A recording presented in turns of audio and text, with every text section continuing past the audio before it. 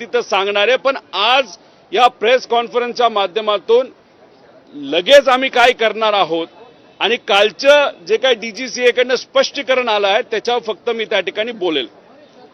याच्यामध्ये 28 जानेवारीला DGCA कडनं हा अहवाल त्या ठिकाणी दिला गेला, म्हणजे ऍक्सिडेंट झाल्या त्याच दिवशी हा अहवाल आला होता। 28 जानेवारी 2026 1:36 दुपारचा। याच्यामध्ये त्यांनी असं लिहिलंय की the last regulatory audit carried out by DGCA in the month of February 2025 no level 1 findings were issued। म्हणजे 28 जानेवारीला जेव्हा दादांचं शव हे हॉस्पिटलमध्ये होतं, पोस्टमॉर्टम त्यांचा सुरू होता, अख्खं महाराष्ट्र त्या ठिकाणी दुःखाच्या डोंगरामध्ये दुःखात त्या ठिकाणी होतं, त्यावेळेस यांनी हा रिपोर्ट काढला आणि ह्याच्यात सांगितलं, नाहीतर तिथं VSR ला क्लीन चिट देण्याचा पहिला प्रयत्न हा 28 जानेवारीला त्या ठिकाणी झाला। याच्यामध्ये सांगितलं होतं लेवल 1चं कुठेही काय त्या ठिकाणी अडचण आम्हाला जाणवली नाही। त्याच्याच बरोबर ज्या व्यक्तीचा आम्ही राजीनामा मागतोय ते म्हणजे या देशाचे एव्हिएशन मिनिस्टर, त्यांनीच 28 तारखेला एक स्टेटमेंट दिलं, no safety concerns with Learjet aircraft VSR ventures, असं एव्हिएशन मंत्र्यांनी त्या ठिकाणी सांगितलं। आणि डिटेलमध्ये वाचायला गेलो तर director general of civil aviation has thoroughly checked and all approvals वर गिवन, कुणाला? VSR ला। The organisation VSR ventures also seems to have undergone an assessment last year, हे त्या ठिकाणी सांगण्यात आलं। पायलट बद्दल पण ते तिथं बोलले, म्हणजे त्याचा अर्थ DGCA क्लीन चिट दिलीच, पण त्याच्याच बरोबर ज्या मंत्र्यांचा आम्ही राजीनामा मागतोय आणि मागतच राहणार जोपर्यंत मिळत नाही, त्या व्यक्तीला सुद्धा VSR ला दुर्दैवाने त्याच दिवशी तिथं क्लीन चिट दिली। आता तुम्ही म्हणाल की काल जो काय अहवाल हा DGCAचा आला, काही प्रमाणात आपल्याला यश मिळालं, काही प्रमाणात यश मिळालं, पण ते नखा एवढं। ते का हे मी तुम्हाला सर्वांना सांगतो। स्पेशल सेफ्टी ऑडिट VSR व्हेंचर्सचं तिथं झालं आणि काल असा अहवाल सेफ्टी ऑडिटचा आणि VSR वर आम्ही काय ऍक्शन घेतली हे कालच्या रिपोर्टमध्ये आपण सर्वांना त्या ठिकाणी सगळ्यांनी त्या ठिकाणी बघितलं। याच्यामध्ये काय लिहिलंय, the multidisciplinary audit team observe several non compliances, म्हणजे अनेक त्रुटी त्यांना जाणवल्या। त्या कशामध्ये? Approved procedure in the organisation in the area of airworthiness, म्हणजे विमान उडवायच्या आधी विमान हे उडण्याच्या लायक आहे का, त्याला एअरवर्दी सर्टिफिकेट असतं, त्याच्यामध्येच यांना बऱ्याचशा त्रुटी त्या ठिकाणी दिसल्या, एअर सेफ्टीमध्ये दिसल्या आणि फ्लाईट ऑपरेशन्स मध्ये दिसल्या। म्हणजे आम्ही प्रेस कॉन्फरन्स घेऊन तुमच्या माध्यमातून, मीडियाच्या माध्यमातून लोकांपर्यंत, इन्व्हेस्टिगेशन एजन्सीज पर्यंत, DGCA पर्यंत जो ज्या विषय घेऊन पोहोचण्याचा प्रयत्न करत होतो तेच विषय यांनी या रिपोर्टमध्ये घेऊन सांगितले, हो VSRच्या बाबतीत तिथं नॉन कंप्लायन्स होता। अरे तुम्ही आता बोलताय नॉन कंप्लायन्स होता, पण आमचा नेता गेला ना, या महाराष्ट्राचा एक मोठा नेता जो आज उपमुख्यमंत्री असला, पण लोकांच्या मनामध्ये तो आज मुख्यमंत्री होता आणि उद्या तो 100% मुख्यमंत्री बनू शकला असता, असा आमचा मराठी नेता आज दुर्दैवाने नाही। आणि या रिपोर्टमध्ये तुम्ही म्हणता हो VSR या कंपनीच्या प्रोसिजरमध्ये नॉन कंप्लायन्सेस होते, पण तुम्ही हे बोलत असताना त्याच्यानंतर त्यांनी त्या ठिकाणी खाली जर बघितलं, म्हणजे 28 तारखेला क्लीन चिट देण्याचा प्रयत्न केला, पण फक्त महाराष्ट्राच्या तमाम जनतेने आणि मीडियाने त्या ठिकाणी हा मुद्दा लावून ठेवला, म्हणून यांनी हा रिपोर्ट तिथं काढला। पण या रिपोर्टमध्ये सुद्धा त्यांनी एक रस्ता ठेवलाय VSR व्हेंचरला वाचवण्याचा, तो कसा हे समजून घ्या। In the view of non compliances observe, म्हणजे त्रुटी ज्या आम्हाला दिसलेल्या आहेत, अँड कन्सिडरिंग द गॅप्स, म्हणजे त्याच्यामध्ये काही आपल्याला अडचणी त्या ठिकाणी जाणवत आहेत, in the maintenance procedures it is decided to initiate the corrective measures by immediately grounding. म्हणजे लेअर जेटची जी सर्व विमानं आहेत त्याच्यामध्ये 6 होते, त्याच्यातली आता ही 5 त्यांनी केले, त्यातले 7 होते, त्यातले 2 म्हणजे दुर्दैवी घटना घडलं म्हणजे अजितदादांचं 1 आणि 2023ला जे आधीच लेअर जेट पडलं होतं ते दुसरं. म्हणजे असे 5 राहिलेले त्यांनी थांबवलं. वा, मोठं काम केलं. हे करायला हरकत नाही, केलंच पाहिजे होतं. कारण याच्यामध्ये उद्या जाऊन एखादा VIP नाही तर कुठलाही नागरिक बसला असता, नाही तर तिथं असणारा पायलट याचा जीव धोक्यात 100% त्या ठिकाणी येण्याची शक्यता होती. आणि हे ग्राउंड केलं, त्यामुळे काही प्रमाणात हे चांगलंच झालं. पण फक्त एक बघा, त्याच्यानंतर त्यांनी एक लाईन वापरली, till continued airworthiness standards are restored.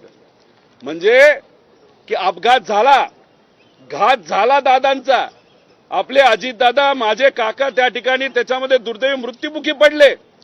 आणि मग आता हे DGCA सांगतंय की आता तुझे राहिलेले विमान तू ग्राउंड कर, त्याचं मेंटेनन्स कर, त्याचे डॉक्युमेंटेशन कर, काय काय लॅप्सेस असतील ते पूर्ण कर. म्हणजे टिल कंटिन्यूड एअर वर्दी स्टँडर्ड्स आर रिस्टोर्ड.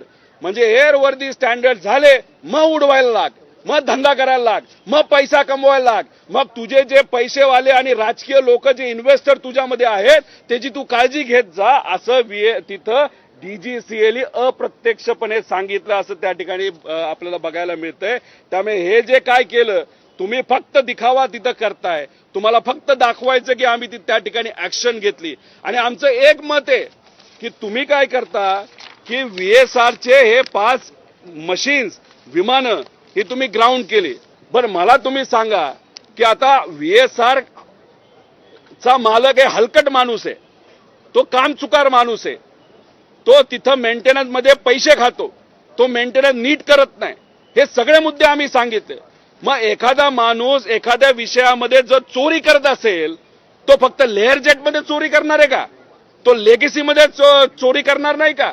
तो ग्लोबल नावाच्या विमानामध्ये जे काही त्याच्याकडे आहेत त्याच्यामध्ये तो चोरी करणार नाही का?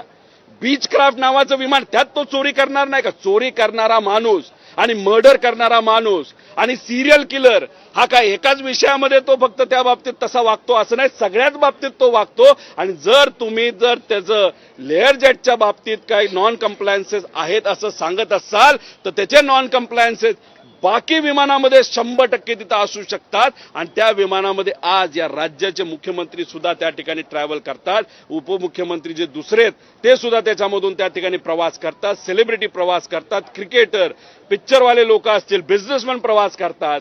मग जर तुम्ही 5 विमानं ग्राउंड करत असाल तर मग बाकीची विमानं उडवत ठेवायला धंदा करायला तुम्हाला कुणी सांगितलंय? त्यामुळे तुम्ही ग्राउंड करत असताना सगळेच विमान तुम्ही ग्राउंड करा. कारण का एका कुठल्या तरी हॉटेलमध्ये जर तिथं ड्रग्ज सापडले असतील आणि त्या मालकाचे 5 हॉटेल असतील तर बंद करत असताना एक हॉटेल बंद करून चालणार नाही, सगळे हॉटेल बंद करावे लागतील. तसंच या विमानाच्या बाबतीत सुद्धा VSRच्या ज्या काही विमानं आहेत ती तिथं लगेचच्या लगेच ग्राउंड झाली पाहिजे. पण तसं होणार नाही. त्याचं कारण आणि त्याच्या सांगणीच्या आधी आम्ही मागणी करतोय, TDPचे जे खासदार आहेत, जे आज या देशाचे एव्हिएशन मिनिस्टर आहेत, त्यांच्या नेत्याची आणि VSRचे आर्थिक संबंध असल्यामुळे इथं कुठेतरी VSRला वाचवलं जातं हे आधी बोललो आणि आता सुद्धा त्या ठिकाणी आम्ही ठाम आहोत. त्यामुळे पहिली गोष्ट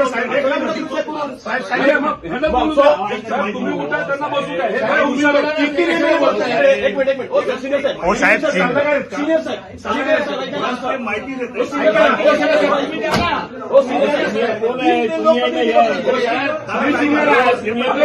तुमच्या विभागातला पण माणूस गेला त्याच्यामध्ये, आमची काका गेलं, नेता गेला. का बोला तुम्ही बोला हे कशाला बोलतायत माझे साहेब? पहिली गोष्ट आम्हाला ऍप्लिकेशन द्यायची नाही, ऍप्लिकेशन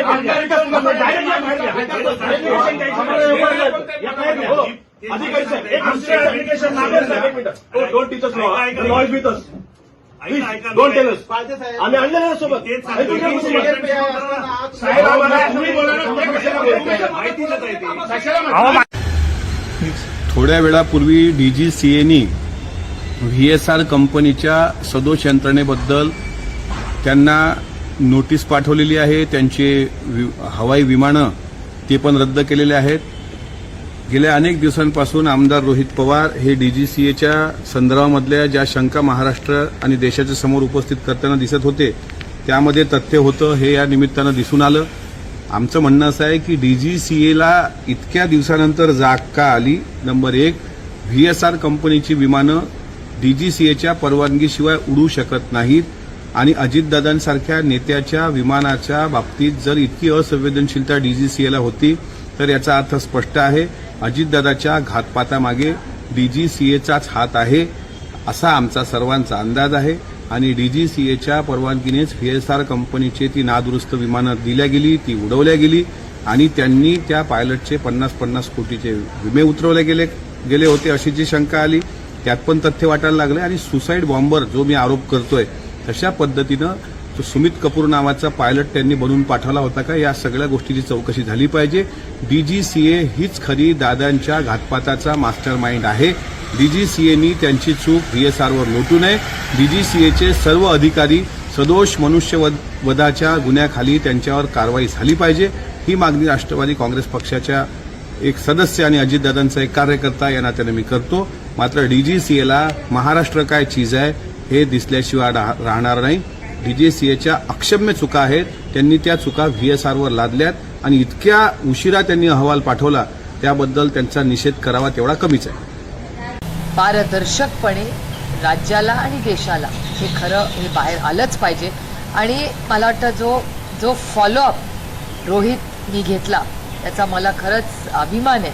कारण ज्या पद्धतीने त्यांनी होमवर्क केलं, पाठपुरावा केला आणि त्याच्यामुळे ह्या गोष्टी बाहेर तरी आल्या आणि ही घटना दुसऱ्या कुणाच्याही घरात घडू नये आज आमचा त्याच्या मागचा प्रयत्न. राम नायडू यांच्या राजीनाम्याची मागणी वारंवार रोहित पवार करतायत, तुमचे पूर्ण आता तेच मत असणार आहे का? नाही, मला असं वाटतं पूर्ण रिपोर्टही येऊ द्या. अर्थातच रोहितच्या भावना या मी पूर्णपणे समजू शकते. ज्या दिवसापासून हे ही घटना घडली, दुर्दैवी घटना घडली, आमच्या घरात सगळेच अस्वस्थ झालेत. कारण का म्हणजे आम्ही अजूनही खरं वाटत नाही की ती गोष्ट अशी झाली आहे. आणि सगळ्याच आमच्या कुटुंबात, आमच्याही कुटुंबात आणि दादाबरोबर जे बाकीचेही 4 लोक गेले त्यांच्याही कुटुंबात. आणि त्याच्यामुळे मला हा एक पहिला टप्पा आहे ज्याच्यात जी सरकारने एक निर्णय घेतला आहे त्याचं मी स्वागत करते. पण अजूनही हे 0 ॲक्सिडेंट्स कसे होतील या बाबतीत आपण सगळ्यांनी एकत्र मिळून काम केलं पाहिजे आणि पारदर्शकपणे सगळं वास्तव बाहेर आलं पाहिजे. 4 विमानांची उड्डाणं थांबवले पण त्यासाठी माणसांचा जीव जावा लागला, तिथपर्यंत यांना वाट बघावं लागली असं म्हणत. म्हणजे काही त्रुटी अगोदर नव्हत्या का असं म्हणता येणार नाही. हे खूप दुर्दैवी आहे. त्याच्यामुळे हे लॅप्सिस कशामुळे झाले आणि कुणामुळे झाले याची अर्थातच इन्क्वायरी झाली पाहिजे. आणि माझा विश्वास आहे ते लोक करतील आणि आता पार्लमेंट एक 10 दिवसांनी सुरू होईलच, त्याच्यात आम्हाला माहिती अजून कळेल. जी कंपनी आहे ती 4च उड्डाणं थांबवली, तिच्या बाकी ऑडिटमध्ये पण प्रॉब्लेम असू शकतो, तर तिचे सगळेच उड्डाणं थांबायला पाहिजे होते का? नाही, ऑडिट सगळ्याच झालं पाहिजे माझं म्हणणं. म्हणून मी तुम्हाला म्हणते की सेफ्टी फर्स्ट. प्रत्येक विमानाचं हे ऑडिट झालंच पाहिजे. नियम कायदे कशासाठी असतात? पाळण्यासाठी ना. Rules are made to be followed, not broken. त्याच्यामुळे आता तुम्ही बघा, दादाचं झालं नाही की 15 दिवसात परवा झारखंडला झालं, 7 लोक गेलेत त्याच्यात. आपण सगळ्यांनी या गोष्टी फार गांभीर्याने घेतल्या पाहिजेत. अनेक म्हणजे कुटुंब उद्ध्वस्त झाली आहे त्याच्यामुळे. त्यामुळे हे विषय फार गांभीर्याने घेतले पाहिजेत. आणि माझी अपेक्षा आहे की सिव्हिल एव्हिएशन मिनिस्टर आणि मंत्रालयाने याच्यात जातीने लक्ष घालून बारीक प्रत्येक विमानाचं सेफ्टी ऑडिट हे पारदर्शकपणे झालं पाहिजे. फक्त व्हीएसआरचाच मुद्दा आहे का? रोहित पवार यांनी उपस्थित केलेली श्वेता सिंग, नेक्सस, जुने एअरक्राफ्ट आणणं, त्याच्यामध्ये मग बऱ्याचशा गोष्टी आहेत त्याची पण चौकशी व्हायला पाहिजे. नाही, माझं काय म्हणणं आहे, चौकशीला प्रॉब्लेम काय? जर नियम कायदे, हा देश नियम कायद्याने चालतो, कोणाच्या मनमर्जीने चालत नाही. त्याच्यामुळे जे काय नियम कायदे ते नियम सगळ्यांनीच पाळले पाहिजेत. म्हणजे मीही पाळले पाहिजेत, तुम्हीही पाळले पाहिजेत आणि त्या ज्या संस्था जे काम करतात त्यांनी पाळलेच पाहिजेत ना. नियम तर पाळलेच पाहिजेत सगळ्यांनी. ताई, रोहित पवारांचा आरोप आहे किंवा रोहित पवारांचा हाच मुद्दा वारंवार ते उपस्थित करतायत की रेकॉर्डरची मिसिंग जो रेकॉर्डर आहे त्याची हेराफेरी करण्यासाठी जाणीवपूर्वक ही चौकशी जी आहे किंवा जो तपास आहे तो लांबवला जातो असं रोहित पवारांनी आरोप केलेला. आता हा पहिल्याच कालची नोट आली आहे आणि मंत्रालयाकडून आम्हाला सांगण्यात आलंय की ह्याच्यावर आपण आणखीन चर्चा